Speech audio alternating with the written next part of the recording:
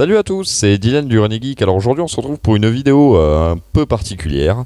Donc comme vous savez, j'ai fait quelques petites acquisitions d'iPhone. Enfin je vous ai plutôt présenté quelques iPhones parce que la plupart n'étaient pas destinés pour moi.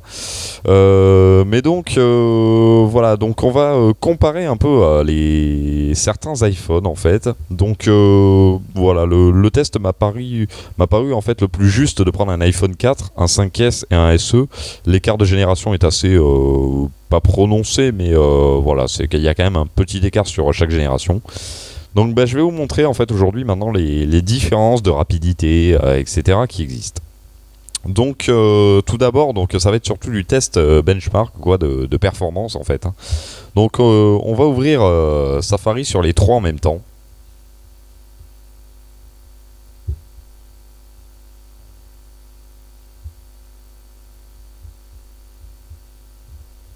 Le 5 il galère un peu. Donc bon, on peut voir qu'il y avait des pages web d'affichés déjà d'avance. Hein. Donc on va prendre le 4 et le 5S. Alors désolé, c'est pas trop pratique pour moi avec l'angle. Donc alors attendez, je vais essayer de mettre un petit pet de focus si j'y arrive. Voilà.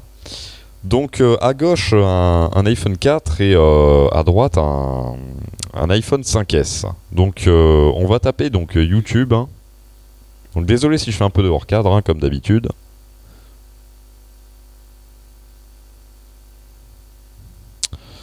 Hop, ouais, donc je l'ai mal tapé parce que c'est vrai que c'est très délicat pour moi. Enfin, je suis obligé de faire du hors cadre sinon. Voilà, et on va lancer la recherche sur les deux. Donc on peut voir que c'est vraiment très rapide sur le comment dire le 5S. Voilà, donc c'est enfin côté recherche ça va. Ensuite alors c'est vrai que c'est assez galère pour aller sur YouTube en fait sur les iPhones parce que ça vous met pas directement un lien YouTube voilà, vous voyez, j'ai deux trucs différents sur les iPhones que bon, on va quand même taper directement l'adresse en haut. C'est vrai que c'est assez chiant ce truc, je trouve. Hein.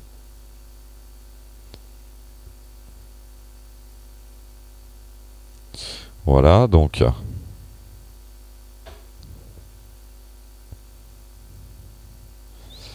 Voilà, donc bon, normalement ça devrait aller mieux.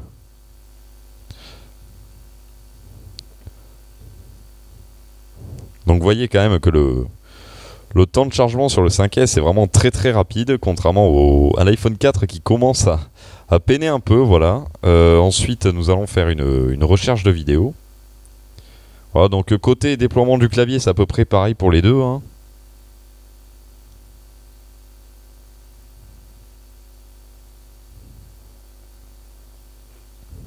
Donc, idem ici.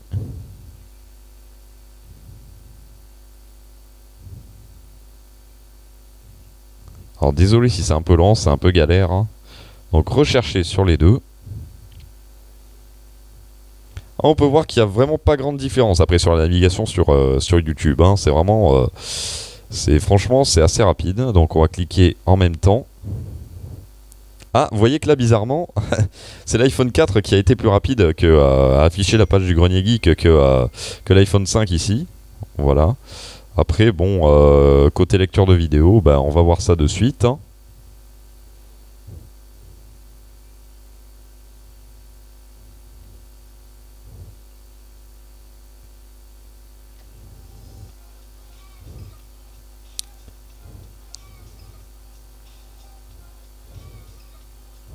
Alors, il faut appuyer sur Play. La lecture se fait automatiquement sur le 5S, mais pas sur le 4. Mais on peut voir quand même que c'est le 5S qui a gagné haut la main en fait. Donc bon, bah, pour cette partie-là, donc on va s'arrêter là avec l'iPhone 4 hein, côté partie YouTube. Donc on revient sur le springboard, ce qu'on appelle. Hein.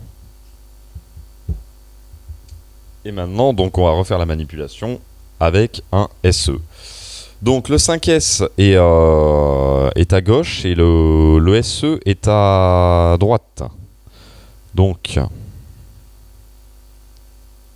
on va, voilà, donc site suggéré youtube.com. Donc, alors attendez, je vais faire un peu de hors-cadre volontairement. Voilà, donc, hop, on va appuyer sur les deux en même temps. Donc, ouais, bon, c'est kiff-kiff, franchement, il n'y a pas grande différence, hein, il n'y a vraiment pas grande différence, quoi. Maintenant, on va aller sur la chaîne, donc sur ma chaîne, hein, quoi, donc...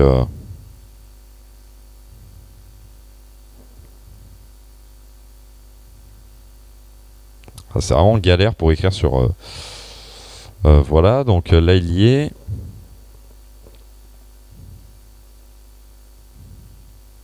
Et là, il y est aussi. Donc c'est parti. Ah, on voit que l'iPhone SE a affiché directement la page de recherche alors que le 5S a mis un peu plus de temps. Maintenant, on va aller directement sur encore une fois ma chaîne, hein. On peut voir que l'iPhone SE c'est quasiment instantané, hein, vraiment que le 5S traîne un petit peu la patte. Voilà. Voilà, donc on va lire encore une fois la même vidéo. Donc hop. Et voilà, on voit que l'iPhone SE a directement embrayé dessus. Et que l'iPhone 5S, c'est un peu plus tard qu'elle vient. Voilà, on est environ à voilà, 5 secondes d'écart environ. Donc voilà, de ce côté-là, l'iPhone SE se montre bien plus performant. Maintenant, on va faire un test un peu plus amusant quand même. On va faire l'iPhone SE, donc le plus récent, contre le 4. Donc vous allez voir que la différence est quand même assez flagrante. Donc, bon. Non, j'ai pas besoin de fermer tout ça, hein.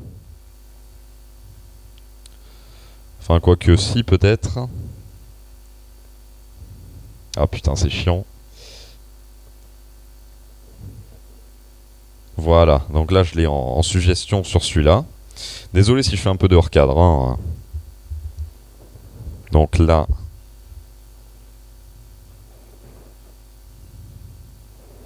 Bon, on va prendre voilà, les deux, donc c'est parti. Donc à gauche le 4, vous voyez c'est quasiment instantané sur le SE, sur le 4 ça traîne un peu plus la patte.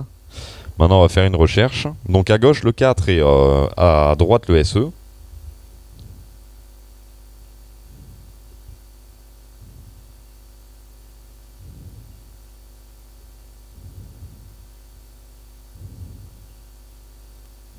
Voilà, là il y est.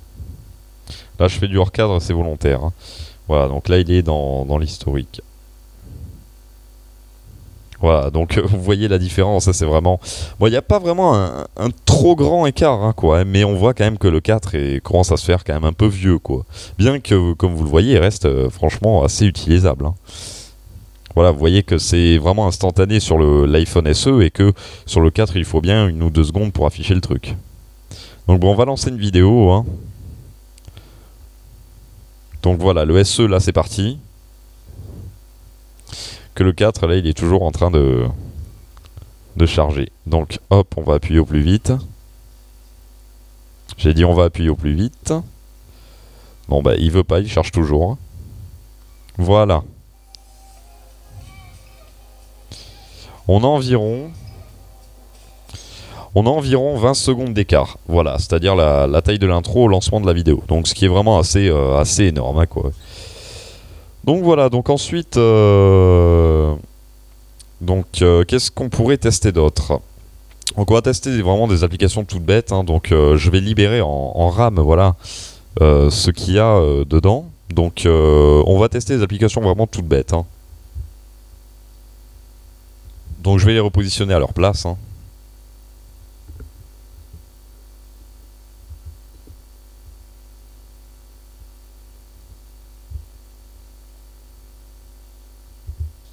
Voilà. Alors désolé, oui, c'est un peu chiant avec le cadre. Donc on va lancer la météo, hein. Donc je vais faire d'abord le 4 et le 5S et ensuite le 5S et le SE. Parce que bon, voilà, j'ai pas 3 mains, donc c'est un peu délicat pour lancer les 3 à la fois.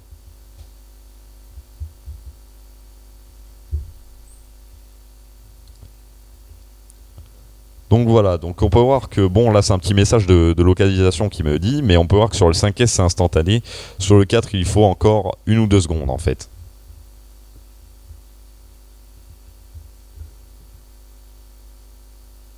Voilà, donc je vais les fermer de la RAM pour qu'ils déchargent totalement toute information quoi et toute mise en cache.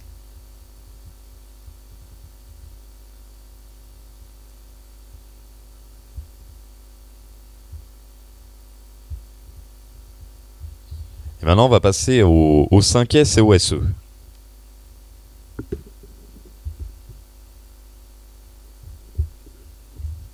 Et bon, on peut voir que c'est à peu près pareil, hein. Là, franchement, de ce côté-là, la météo, c'est exactement pareil. Il doit y avoir que quelques dixièmes voilà, de décalage entre le SE et le 5S, mais sinon, c'est vraiment pareil.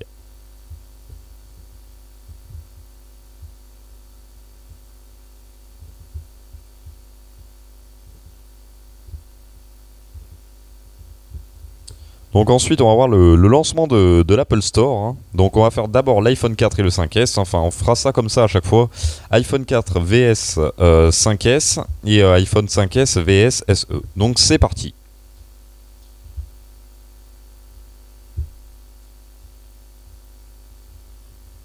Donc bon, il y a eu un petit message, hein.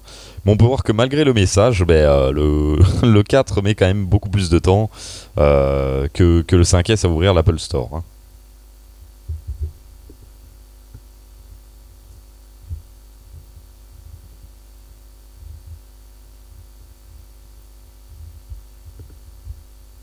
Et maintenant, c'est au tour du SE, donc contre le 5S.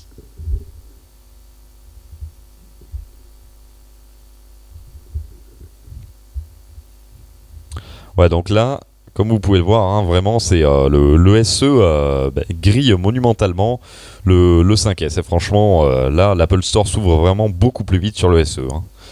Donc, on va tester encore quelques petites applications, hein. On passera à la conclusion après.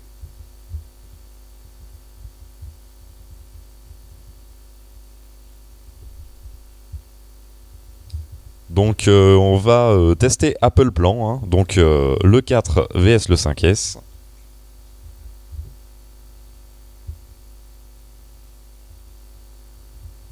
Donc voilà, toujours un message qui s'affiche. C'est parce que il a été réinitialisé en fait, celui-là. Donc voilà, c'est et celui-là vraiment une installation très très fraîche. Et celui-là, il a vraiment que dalle d'installer dessus. Donc c'est pour ça les tests vraiment sont assez réels, hein. Il y en a pas un qui est chargé à fond d'application et l'autre il a que dalle, hein. Non, franchement, c'est kiff kiff, franchement. Donc bon, on peut voir que sur le 5S, voilà, ça s'affichait beaucoup plus rapidement, quoi, hein. Donc bon, maintenant on va essayer le 5S contre le SE.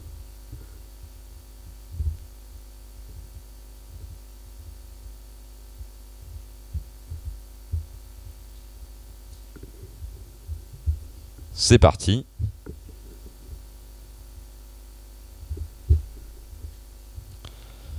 Voilà, donc là on peut voir vraiment que c'est vraiment instantané sur le SE, hein. Franchement, ça va très très très très vite, hein. Voilà, c'est vraiment la vitesse est vraiment énorme, hein. Bon, c'est sûr que c'est vraiment que dalle, hein, quoi, hein. C'est vraiment de l'ordre du centième, dixième de seconde et maximum une 2 secondes de retard. Donc c'est pas quelque chose qui va vraiment révolutionner le truc, quoi. Mais c'est quand même agréable d'avoir ce petit temps de rapidité en fait sur le SE.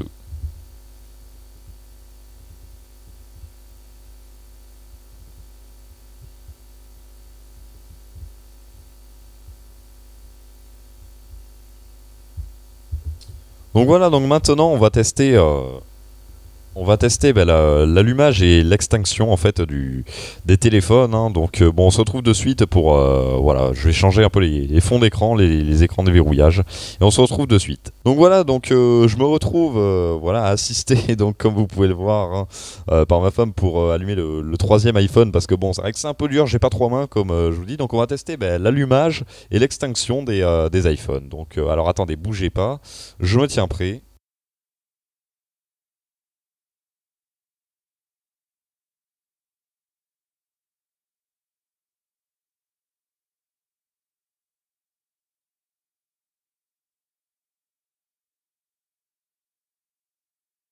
Donc comme vous avez pu le voir, bah, l'iPhone SE, bien que vraiment l'appui a été fait en même temps, les clics ont été tous en même temps, a été un peu plus long en fait à lancer son écran Apple. Bon, voilà, bon, on peut voir que l'iPhone SE bon, ben, vraiment démarre très très vite, hein. Je précise que l'iPhone SE est sur la dernière version de iOS, l'iPhone 5S également, et bon, le mien est sous iOS 7. Et des brouettes, hein, je sais plus laquelle exactement, il me semble que c'est la 7.1.2, mais la dernière version qui peut accepter. Donc vous allez voir, voilà, la différence quand même flagrante, quoi, hein. C'est-à-dire que bon, ben, les autres se sont mis en mode repos, et enfin mon iPhone 4 arrive à l'écran de verrouillage. Donc voilà, donc ben maintenant on va passer au test, on va passer au test d'extinction, hein, donc ben, au top quoi, on éteint.